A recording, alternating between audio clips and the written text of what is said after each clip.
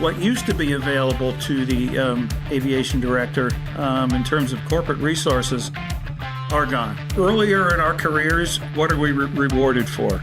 Our ability to execute with our own hands, to fly the airplane, to maintain the aircraft, to schedule the aircraft. What we got rewarded on was what we did on our own. As you progress through the ranks, you need to learn how to get results through the hands of others. Hello again, and welcome everyone back to an episode of the Flight Department Show. I'm your host, Dr. Chris Broyhill. Today, I'm very pleased to have Steve Brechter from Greystone Advisors here, and he's going to talk about the first chapter of the book, and we'll get into the nuts and bolts of what that chapter is about. But first, Steve, please introduce yourself and tell us a little bit about who you are, where you are, and what you're doing. Well, thanks, Chris. It's great to be here and great to be a part of this project. I feel very privileged to have been a part of it.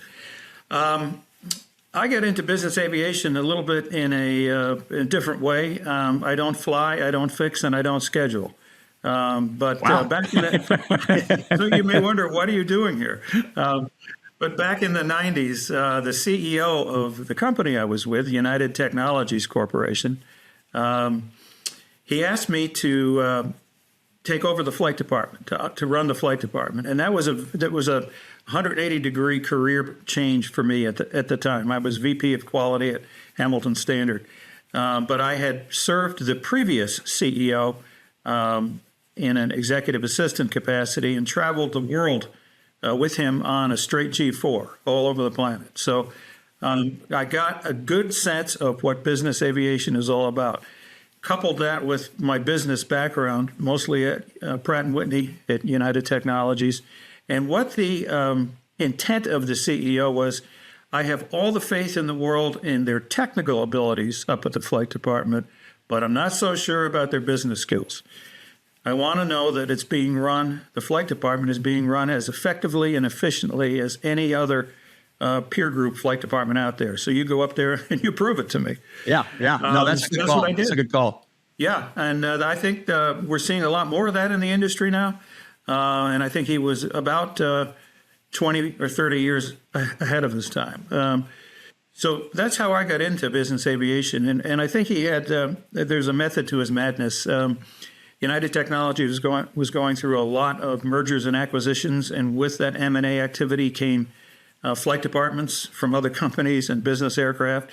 And we needed to do a complete rationalization of everything we had when the M&A dust settled, Right. So we went through a big fleet plan and closed some flight departments, combined some others, rationalized the whole thing, and came out with a really strong, a much stronger flight department than we had going into it. And in that exercise, that time of being at UTC and in their flight department, even back then, I sensed that the role of aviation director was really changing radically from what it used to be.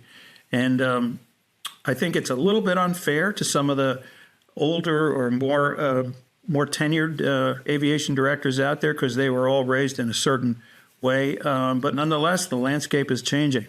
And it's been a topic that has interested me ever since, the changing role of the aviation director. Hence, that's why I thought it would be an important element to add to this book.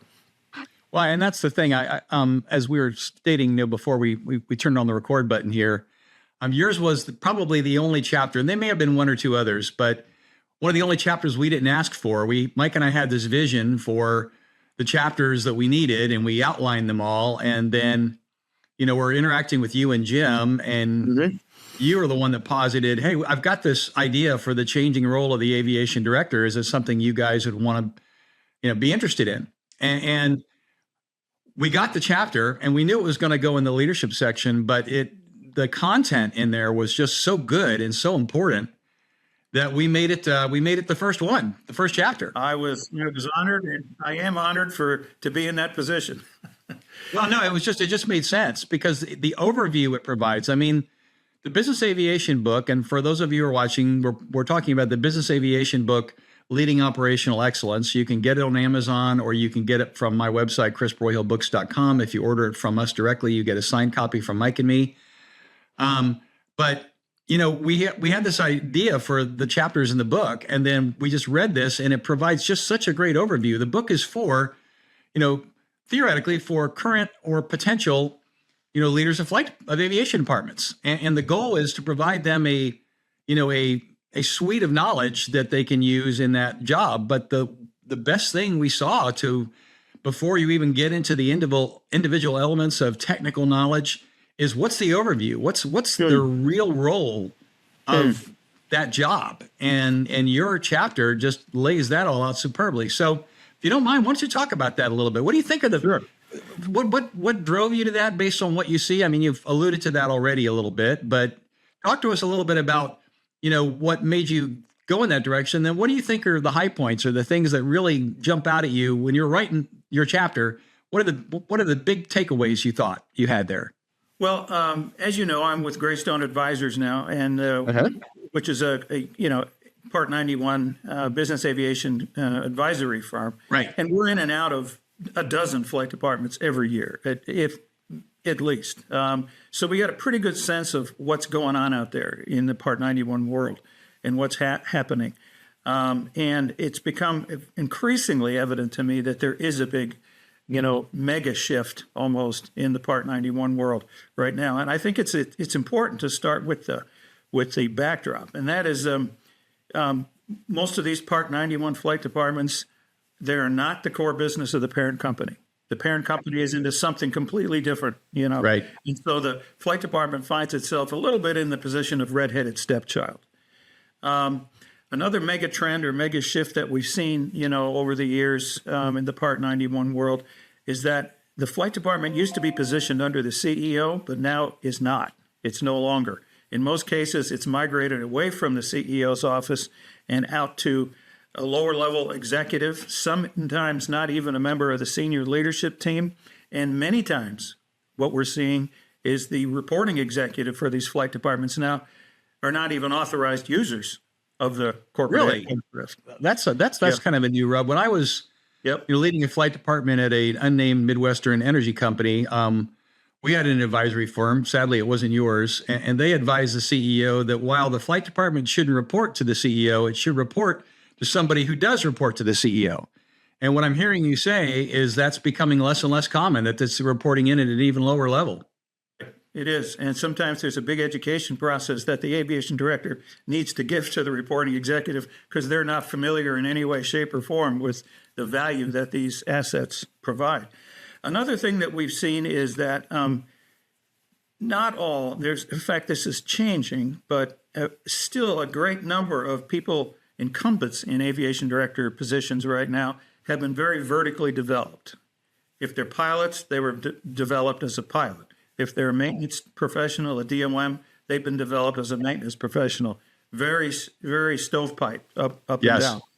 All of a sudden now, they find themselves in this position of aviation director for goodness knows what reason. The rest of the line stepped back. They were the favorite son, whatever, but they were not developed in anything other than their core skills and competencies. And they're like a fish out of water, Yeah.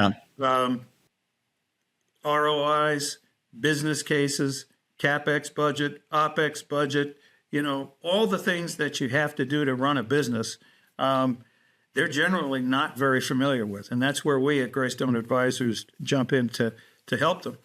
That was my experience when I was I made a director of aviation. I'd just come off being a chief pilot for another Fortune 100 company, and I had come up in the pilot ranks. Now on the Part 135 side, I had been a business owner and I had been a director of operations and a few other things. So I'd had some responsibilities at the higher level.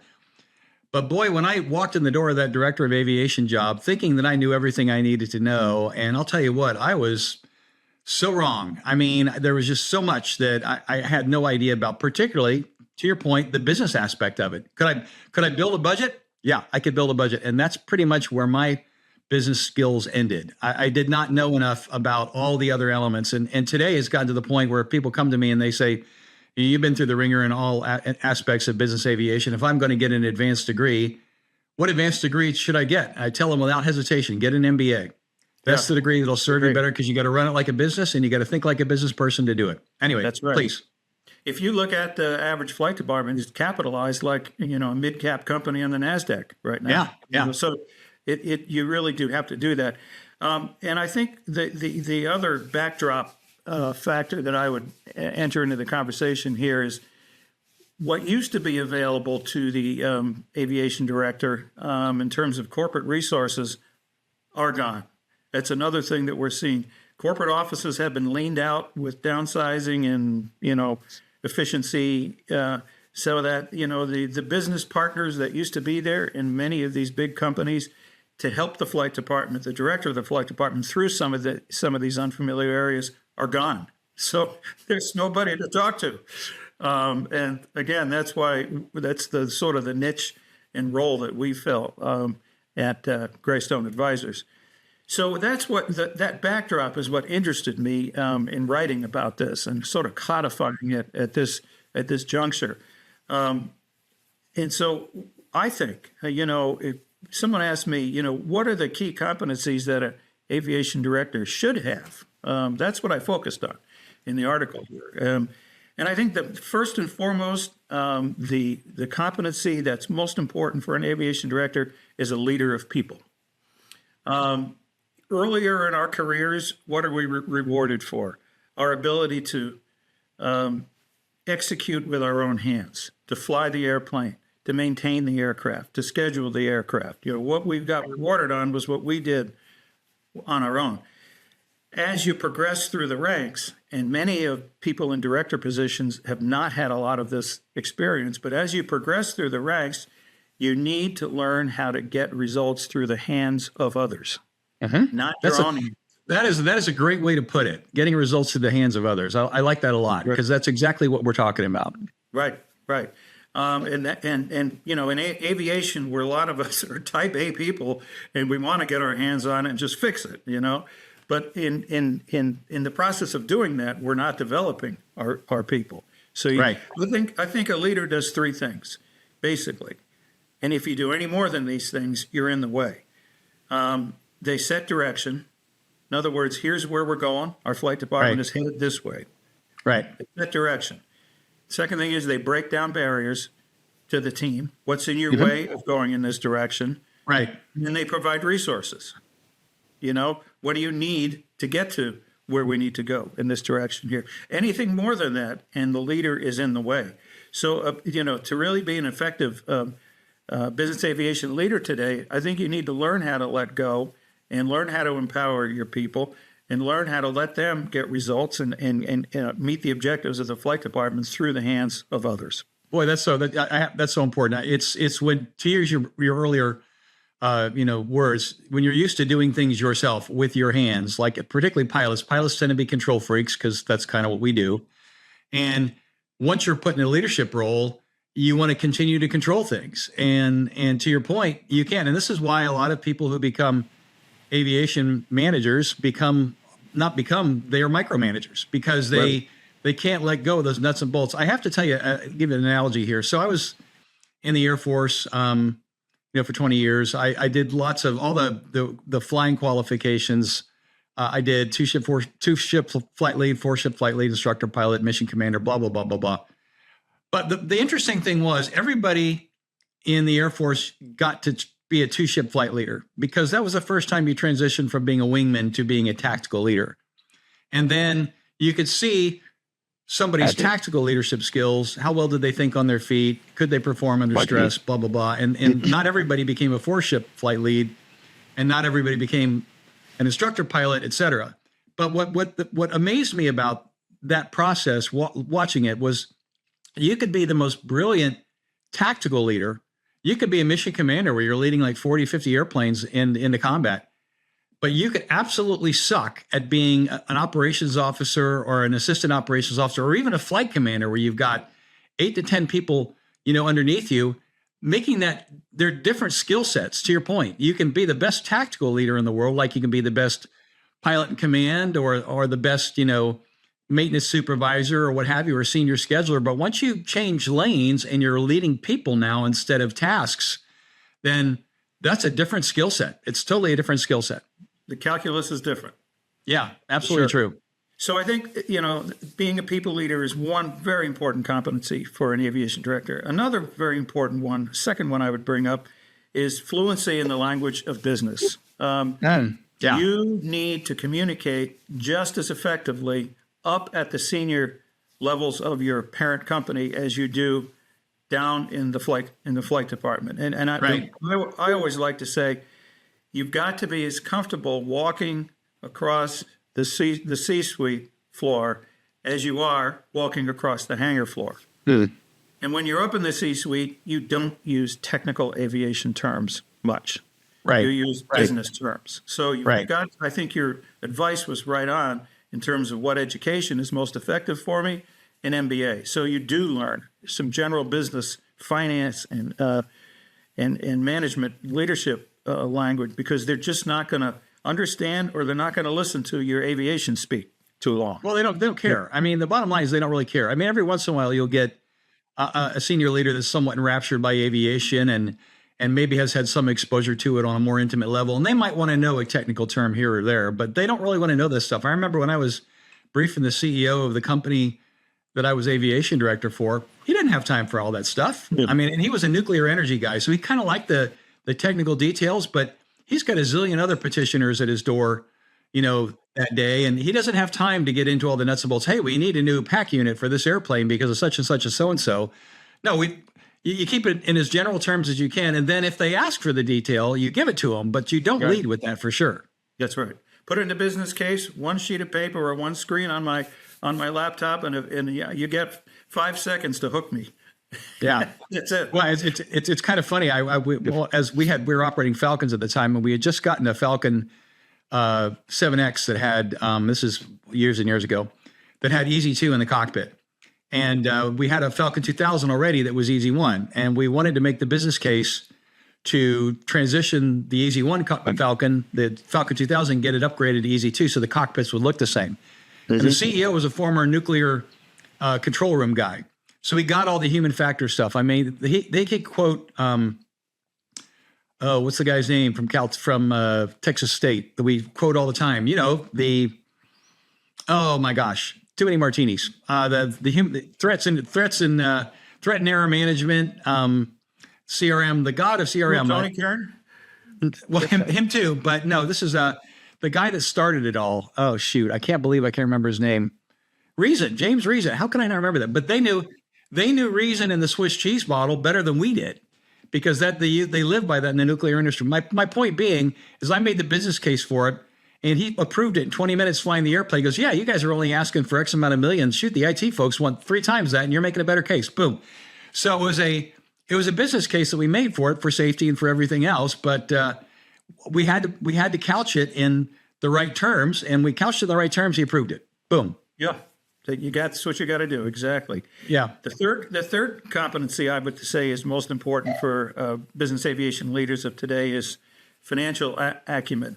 You just have to know how to speak the language of finance. Right. Again, like we mentioned before, aviation today is, in our observation, is moved outside of the protective veil of the CEO. So the aviation director has to stand in line and vie for scarce corporate resources, just like everybody else does, every other executive company does. And if you can't speak their language, you're not going to get very far. I agree. And I think one of the biggest challenges that we see in working with aviation directors is the OpEx budgeting that's done at the corporate level does not translate well to the aviation department level. Corporate offices buy relatively small categories of very big dollar amounts. In aviation, as you know, Chris, it's reversed. Yeah, absolutely. It's hundreds of small vendors and suppliers with relatively small dollar amounts. So what you get from SAP or Oracle, the reporting you get, it just doesn't work at the flight department. Right. So a lot of times what we do is we go down and work with the aviation director to establish the right granularity.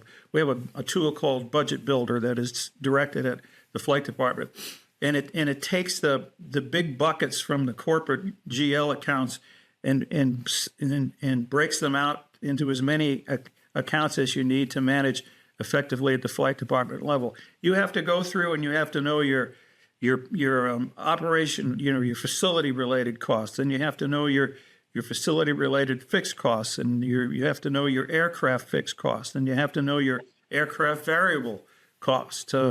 And so one of the big things we see at flight departments is when they decide, an executive assistant working for one of the traveling executives in considering whether to use the aircraft or not, they have this, I don't know where they got it, some fictitious number on the cost per hour of the aircraft, and it's usually total cost per hour. Yeah. So that incents you to use the aircraft never, So absolutely true. One of the big things we do is we go through with this fine-tooth comb and in great detail arrive at here's the actual variable cost per flight hour for this aircraft. And it's always way less than what they were using, So, financial acumen is really important for the aviation director of today. We did that. When I was an aviation director, we implemented a chargeback scheme because we were just trying to figure out, what to your point exactly. So the first one we implemented,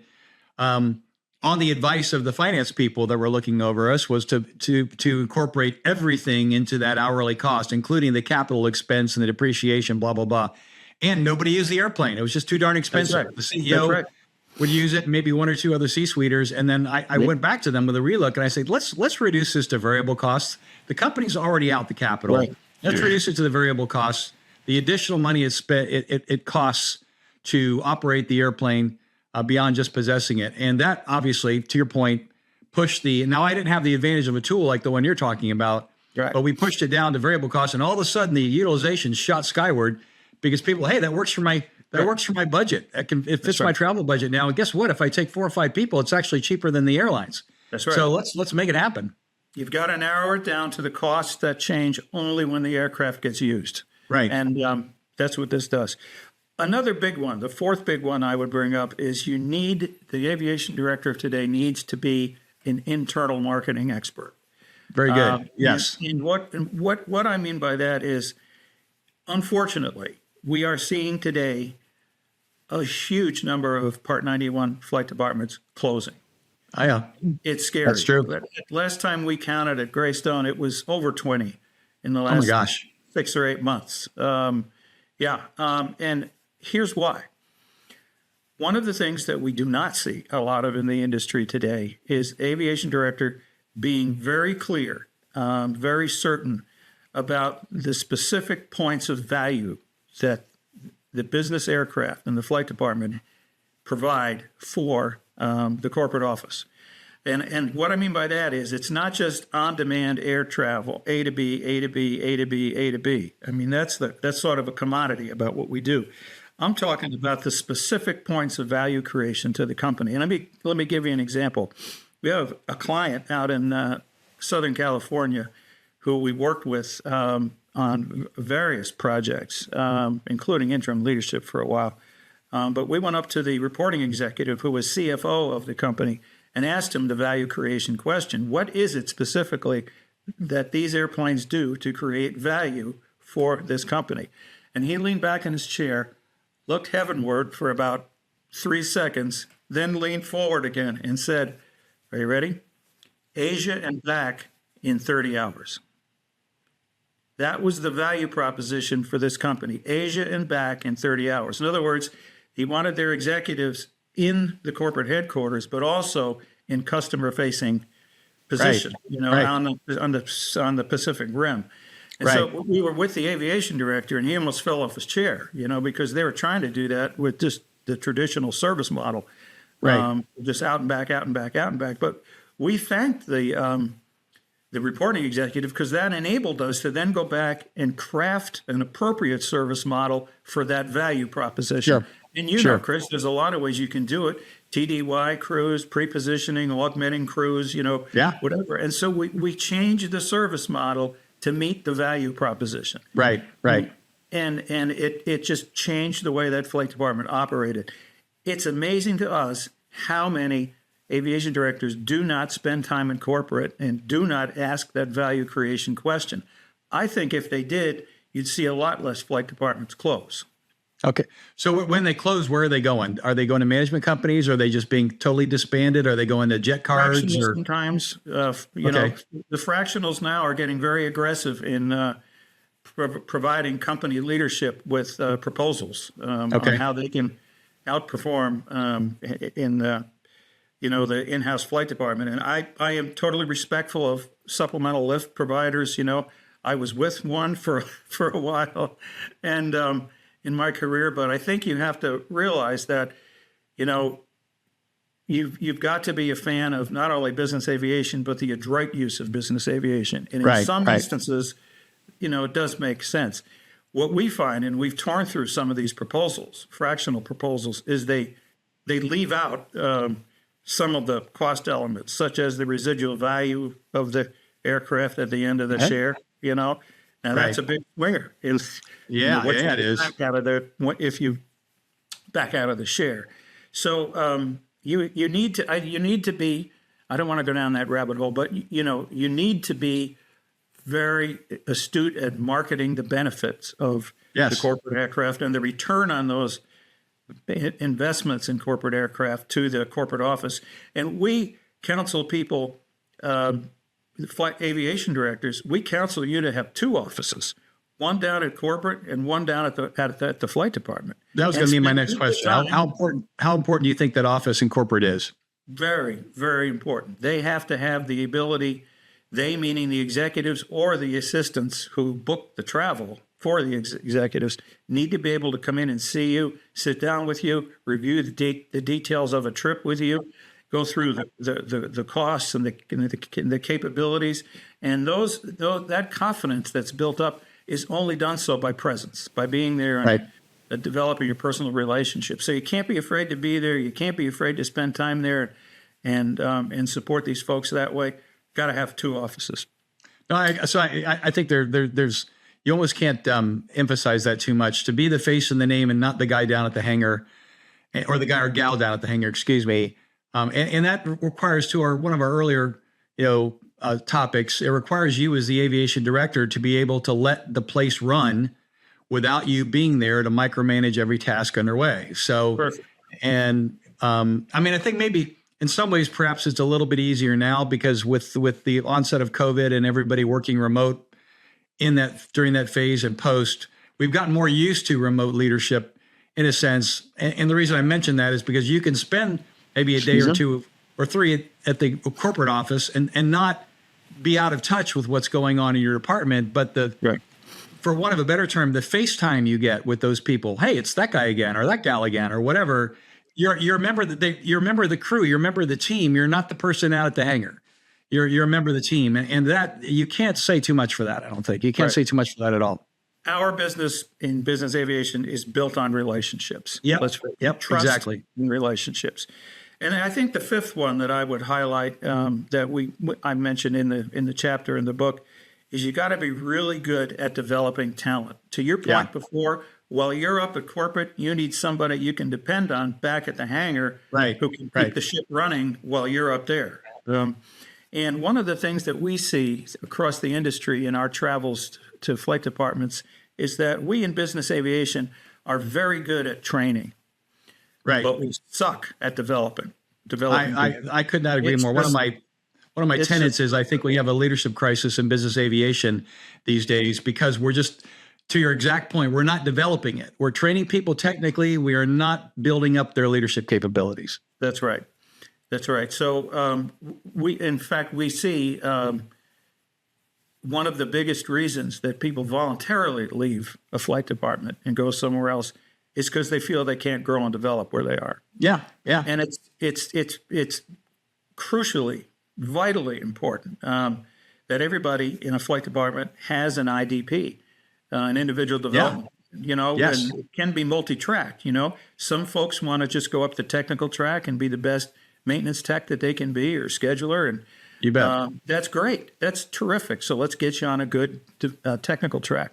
Right. Others do aspire to the chief pilot position or the DOM position or the aviation director position. So let's get you on a track, to do that.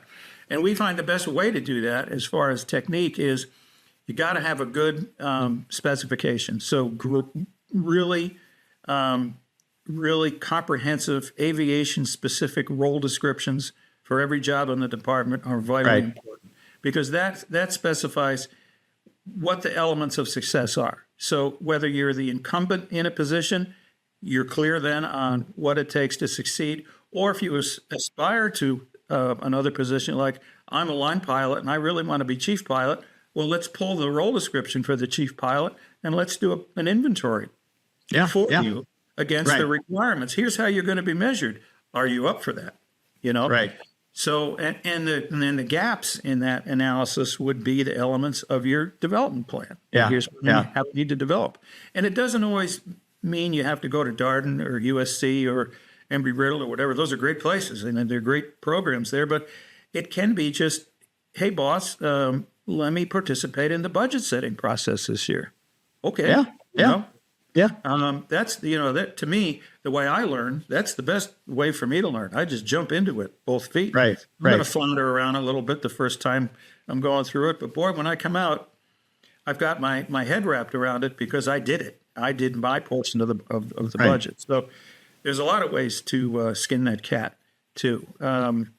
So to me, those are the 5 very important competencies of an aviation director today. And I'll tell you what, Chris, I wish I had a nickel for every conversation I was in where the door closes, we're alone in the chief pilot's office or a conference room, and it's confidential, and we hear back, I'm miserable. If I knew then what I know now, I never would have taken this job. And that's not good for anybody. I'm in hell. No, yeah, that's not good for anybody. It's not good for the department. It's not good for the parent company. It's not good for the individual. So you got to be really a good developer of talent, and you got to help these folks, understand that and really become aware that this job is the right one for me, and to take it for all the right reasons. Because you and I both know that the half-life of a bad hire is a long time. Yeah, it is. It is. There's a very fond anecdote or a story that a friend of mine told me a long time ago. He was he's retired now, but he was a retired brigadier general from the Air Force, and he ran the Flying Eye Hospital, Orbis. He was the CEO for that NGO for a while. Yeah, great guy. I'm familiar with that. But he was a major. He was at the Air Force Academy, being an air officer commanding, where he's in charge of a cadet squadron. And he and the superintendent, who's a 3-star, his name was Bradley Hosmer, who was quite the rough and tumble fighter pilot guy. So they're going to do a cross country in a T-41, which is a souped up 172. And Bob, my friend, is saying to himself, gosh, I'm going to have the superintendent, Bradley Hosmer, in my cockpit for 2 hours. What a leadership laboratory I'm going to have here. Just can't wait. So they get up to altitude. How high you get in the T-41, who knows? And they level off, and turns to Hosmer and says, General, what's the most important leadership lesson that you've learned in your 30 plus years doing this? And without missing a beat, Hosmer says, I never fired people soon enough. First words out of his mouth, I never fired people soon enough. And I'm going, holy cow. So, I mean, and you see the toxicity that can be induced by one poisoned soul in a department and what that can do to morale. But moreover, or more importantly, if you hire somebody in a leadership position who's not good at the job, the damage they can do in such a short period of time can be often, irreparable, right. At least in a reasonable period of time. So your point's well taken there. So a lot of times people ask us, well, how do I prepare myself to become an aviation director? And, being a CAM, obviously, that's a great first step, because that's a very all-encompassing and very broad way to prepare yourself for an aviation director. But, and another one is an MBA, like we started the conversation with, to acquire those business skills. But there's all kinds of other ways to do it too. And one of the ways I would recommend to aspiring leaders in flight departments is just ask for some experience totally outside of your sphere of influence. That's a good idea. Yeah, absolutely. For instance, when you get an IS-BAO audit, there's the audit process you go through, and then there's for every hazard report, that you write in your SMS system, you go out 3 or 4 months later and you verify that the corrective action and preventative action was effective. What I recommend is give those verification for effectiveness audits, in maintenance to a pilot, and give give the ones in flight operations to a maintenance tech, and it really it serves to give a more balanced perspective and a balanced set of inquiry across the organization, and it's people development at the same time. Doesn't cost you a thing. No, and it's a great investment of effort. Yeah, to achieve that cross talking and getting other people to understand the functionalities of other facets of the department keeps those stovepipes from developing. Where you've got the pilots on one side, you got the maintainers on the other side, then you even got the schedulers off to another side. And what do you guys do with it? It's just. And everybody, I think, to one extent or another, I've heard, maintainers trash talk what pilots do. Oh, they're just jet jockeys. What do they know? And I've heard, pilots trash talk maintainers. They just turn wrenches and that sort of thing. And we don't. None of that's productive or good. Right. And I think to understand how the whole works, you need to understand how the parts work. And if you don't understand how all the parts work, it's never going to be. As a leader who doesn't understand how the way the parts work is never going to be as effective as the one who does. That's for sure. Right. And I would say to sort of the capstone to all this is really, as an aviation director, really look for opportunities to be a mentor in the organization. Good call. Open your door and be a mentor to anybody. And it's a little bit of skip level conversations, but that's okay. Yeah. If your DOM is not confident in that, maybe you got the wrong DOM. But be or your chief pilot. I don't want to pick on the maintainers, but just be a mentor. What we see when we talk to folks in the flight departments, we do what we call a current state assessment. It's an end-to-end review of the flight department, and we do interviews with all the people in the department. And one of the things that we see when we hear from these interviews is they don't get a chance to interact directly with the director. And these are not all big flight departments. They could be 2 or 3 aircraft flight departments, and there's a significant number of people there. But again, that director needs to make themselves available and put themselves in a mentoring capacity to help develop the people there. And one of the things you will find, if given the right opportunities, the team members will step forward and ask to be a part of the budget setting. Absolutely. Yeah. Or ask to if be you create the climate, to your point, if you create the climate and the environment where they feel empowered to do that. Yeah, absolutely true. They will. Right.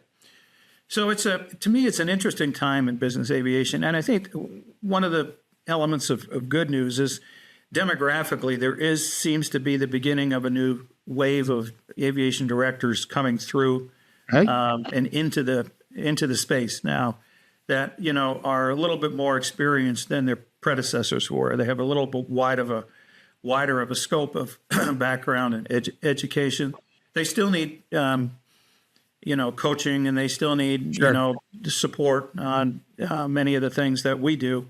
But I think they're better equipped now, than the directors of the past. So, well, I was going to ask you the next question. I was going to ask to kind of shift into a slightly different light was, what are you most excited about right now in business aviation? And that seems to be what you're thinking about.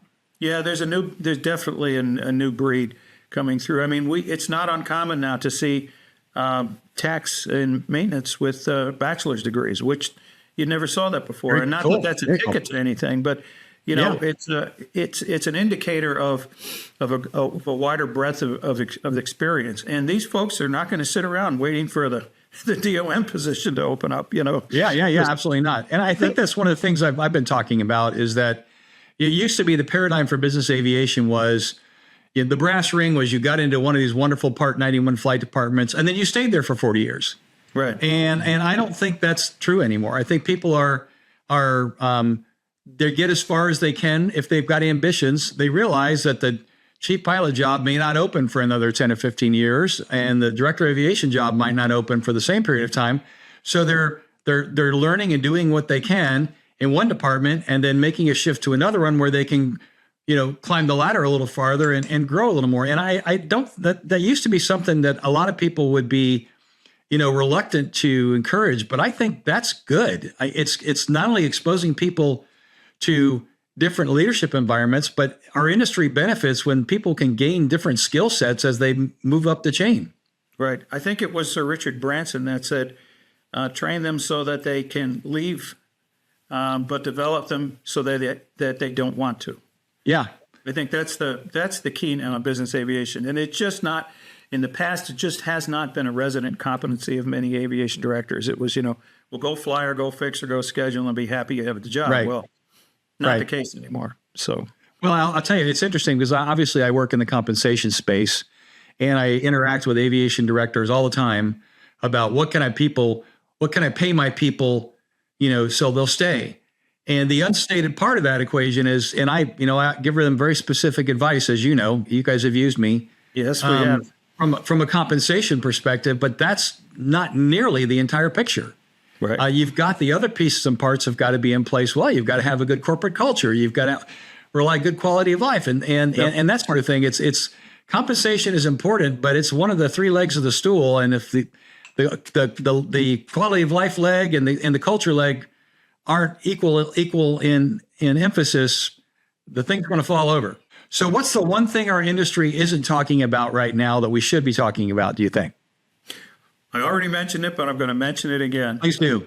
Value creation. Every aviation director needs to understand in specific terms the value that these assets provide to the senior leaders of the company. And very importantly, the flight department does not determine the aspects of value creation. The executives do. Right. And you need to jump into their heads.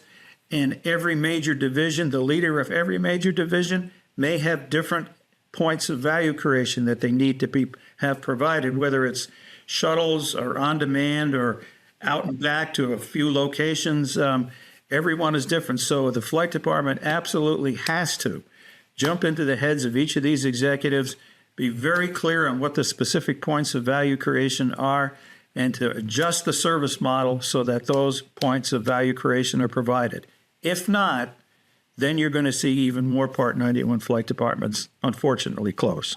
Yeah, I hear you. The analogy I use is, I was in the Air Force. The Air Force is a support service. We don't lead we don't command any of the theater commanders. We are always a support service. We support the aims of the ground war, the ground commander, or the naval commander, or whatever. And in the flight department, we're the same thing. We're a support service. Right. We have to look at ourselves. We're like IT, we're like finance, We're like HR. Only in our realm of the world, if we do things really badly, people can die. But the point being is, you have to know what's the commander's intent, is what we would say in the military. What's the commander's intent? But what's the executive's intent? How does he or she view the value we bring, and what do we need to do to support those objectives? And I'm right there with you. You've got to know that and imprint that and march out accordingly. There's an equivalent to Asia and back in 30 hours inside every corporate office that the flight I just think department that's a fantastic needs to understand. Talk about summing up what he needed. One succinct sentence. That's amazing. I mean, that's would that they could all do that. I mean, that's perfect. That's right. You got to tease that out of them. They wanted to use the aircraft as a hotel. Right. Sleep on the way over, do your business. The other fresh crew gets on, takes the aircraft back, uses it as a hotel on the way back. Perfect. Once you understand that service model, you can then and only then deliver on the value. Very good. Well, Steve, we'll leave it there. Thanks very much for your time today. Thank you. For all of you who've been following this, Steve wrote Chapter 1 of the Business Aviation Book, Leading Operational Excellence. The title is The Changing Role of the Aviation Director. Frankly, if you read no other chapter in the book, that's probably the best one to start to read. And Steve, thanks for being here. We really appreciate it. Thank you, and thanks for all you do for the industry, Chris. Thank you. It's my pleasure to serve. And we will see you next time on the Flight Department Show. Thank you.